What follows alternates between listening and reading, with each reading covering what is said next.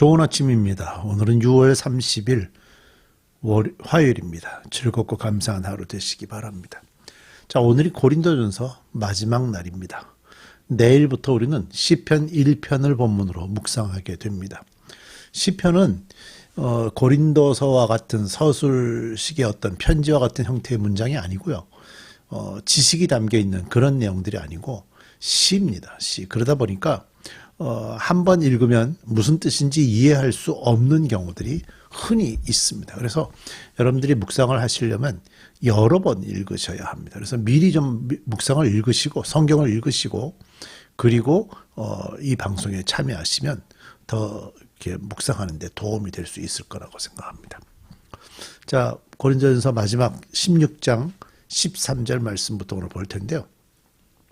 바울은 진리와 사랑을 같은 마음으로 중요하게 여기고 있는 것 같아 보입니다. 그리고 바울은 현재 그리스도인들이 핍박을 받고 있기 때문에 용기와 인내를 필요로 하는 영적 전쟁에 들어와 있다 하는 사실을 좀 강조하고 있고요.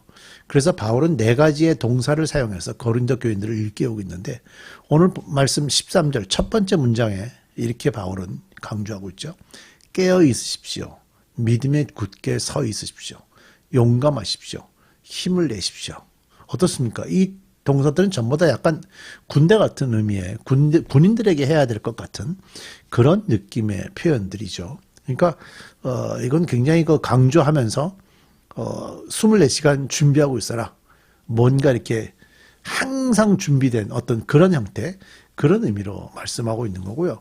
당시에 고린도 지역이나 또 시대적으로 로마의 지배를 받고 있던 시대나 이런 모든 것들을 볼 때 깨어 있어야 될 그런 시기를 특별히 강조하고 있는 것으로 보입니다.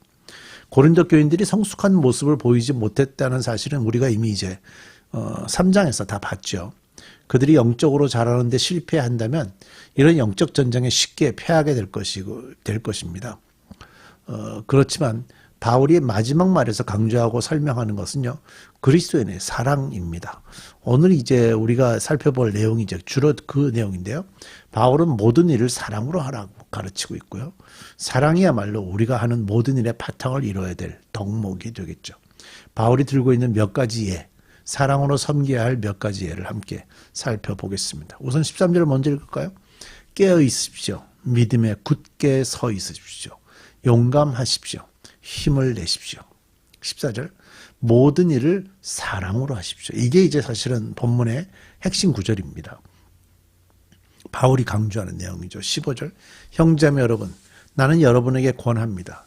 여러분이 아는 바와 같이 스데바나의 가정은 아가야에서 맺은 첫 열매요 성도들을 섬기는 일에 몸을 바친 가정입니다.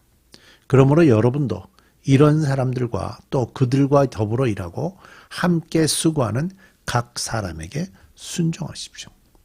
나는 스데바나와 부드나도와 아가이고가 온 것을 기뻐합니다. 그들은 여러분을 만나지 못해서 생긴 아쉬움을 이 사람들이 채워주었기 때문입니다. 스데바나가 아마 첫 열매인 것 같고요. 부드나도나 아가이고는 그들과 함께 사역했던 동역자로 보여집니다. 18절 이 사람들은 나의 마음과 여러분의 마음에 생기를 불어넣어 주었습니다. 여러분은 이런 사람들을 알아주십시오.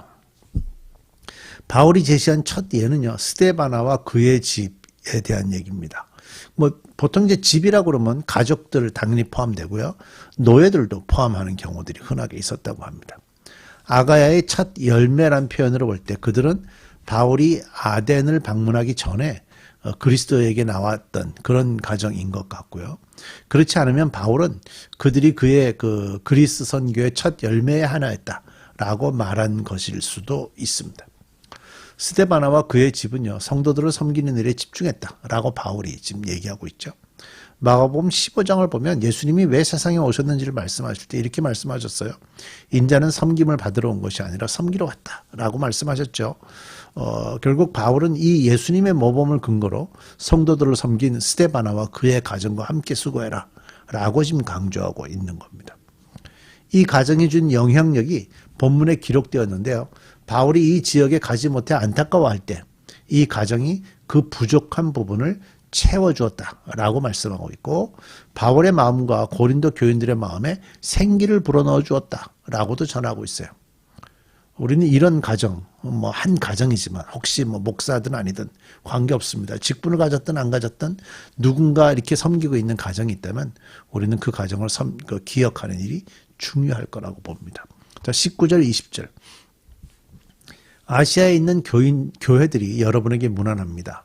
아굴라와 브리스가와 그의 집에 모이는 교회가 다 함께 주 안에서 진심으로 문안합니다. 아시아에 있는 교회들이 문안하면서 아글라와 브리스가와 그 집에 모이는 교회까지 진심으로 문안한다고 그러잖아요. 그러니까 아굴라와 브리스가와의 부부의 그 교회를 세워서 섬기는 사역들은 아시아 지역에 다 소문이 났던 것 같아요. 모든 형제자매들이 여러분에게 문안합니다. 거룩한 입맞춤으로 서로 인사하십시오. 그러니까 서로 인사하라고 얘기를 합니다. 왜냐하면 모두가 다 그리스도의 교회이기 때문에 서로 떨어져 있다 할지라도 서로 인사하라는 겁니다. 이제 바울은 아굴라와 브리스길라 가정을 예로 들고 있습니다. 그들은 로마, 에베소, 고린도에 있는 그리스도인들 사이에는 잘 알려져 있는 인물이었다라는 것을 성경 여러 군데서 볼 수 있어요. 사도행전에도 기록이 있고요. 로마서에도 그 기록이 있고요. 그들은 자기 가정에 세운 교회의 지도자들이었음이 분명합니다.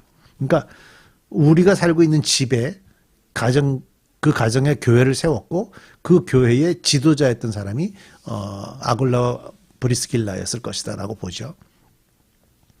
그러니까 가정교회를 세운 그런 것들을 얘기합니다. 그들은 가는 곳마다 자기들의 집을 주를 위해서 사용한 것으로 보여집니다. 그 당시 지역상 멀리 떨어져 있는 그리스도인들 간에 사랑의 감정이 점점 커져가고 있었던 것으로 보입니다. 왜냐하면 굉장히 그 로마로부터의 박해들이 심하게 있었고요. 그 박해들 속에서 숨어서 살아나고 있는 교회들이었어요. 근데 교회들이 계속해서 여기저기가 계속 생겨나고 있었거든요. 그러다 보니까 어디에 교회가 생겼다 그러면 그 교회가 생긴 것에 대해서 서로가 특별히 사랑하는 마음들이 특별하게 더 생겼었다. 그런 얘기입니다. 그래서 바울은 지역마다 방법은 달라도 서로 사랑을 표현하라 라고 지금 강조하고 있는 거예요. 사실 저도 이제 중국을 좀 많이 다녔는데요. 다니면서 그 안에 있는 여러 가정교회들을 이렇게 만나보면 특별한 감정들이 있거든요. 네, 그들이 그 수고하는 모습들, 거기서 전도자로 세워진 사람들이 섬기는 모습들, 이런 것 보면 특별한 감정들이 생겨요. 그러니까 그런 마음을 가지고 서로가 서로에게 사랑을 표현하라라고 얘기하는 거예요. 바울은 여러 군데서 표현했죠.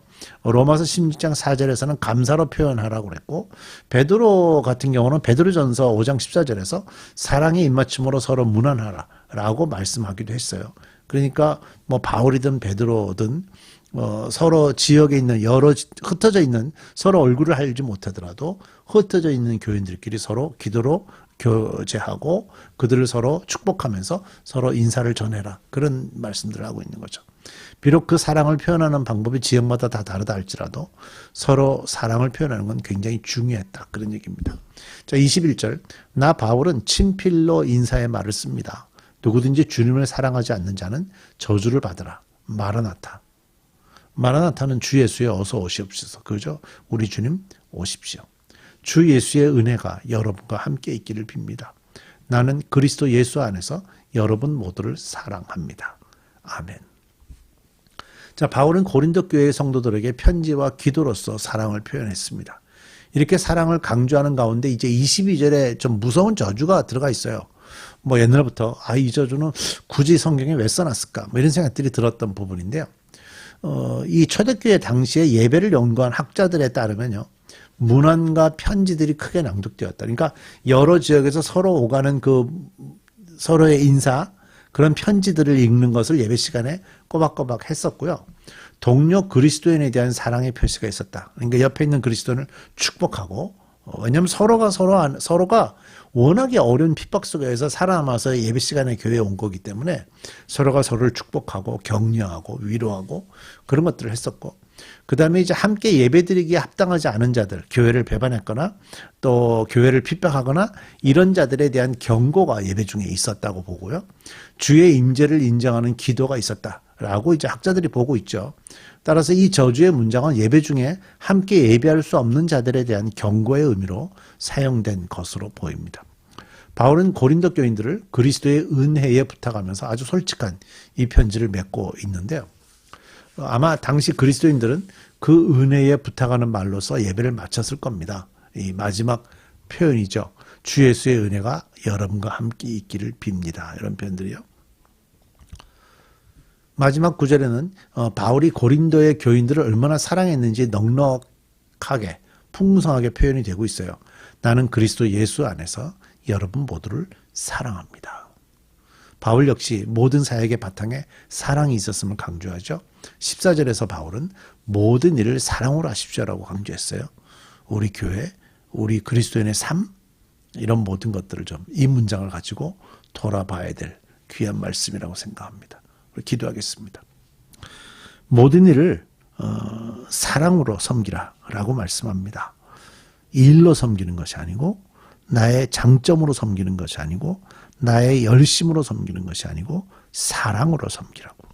이 말씀 기억하게 하시고 우리의 삶 속에서 그리스도인으로 살아갈 때 교회든 주변 그리스도인에게든 또는 그리스도인이 아닌 사람들에게든 사랑으로 섬겨가는 저희들 되게 해 주옵소서. 예수님의 이름으로 기도드립니다. 아멘.